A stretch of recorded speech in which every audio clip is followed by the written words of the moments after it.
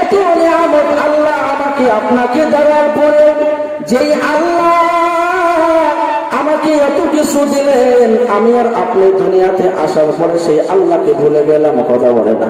বলেন তো, আমি আর আপনি যদি মায়ের গর্ভ থেকে দুনিয়াতে আসলাম, আমার কি যখন মায়ের গর্ভে আমি আর আপনি 9 মাস ছিলাম, 10 মাস ছিলাম, এই সময় আমার আপনার কোনো আপনজন ছিল? কথা বলে না? বাবা ছিল, মাকে চিনতাম, কোন আপনজনকে চিনতাম না রে ভাই। আল্লাহ পাক কত আপনজন ছিল মায়ের গর্ভে, আমার কত খেয়াল রেখেছেন। মায়ের মাসিককে বন্ধ করিয়া আল্লাহ পাক ওই মাসিককে আল্লাহ পাক খাবার বানাইয়া আল্লাহ পাক মায়ের নারী দিয়া আমার এবং আমাকে এবং আপনাকে আল্লাহ পাক খাওয়াইছে। মায়ের নিঃশ্বাস প্রশ্বাসের মাধ্যমে আল্লাহ পাক আমাকে এবং আপনাকে মায়ের গর্ভে লালন পালন করেছে।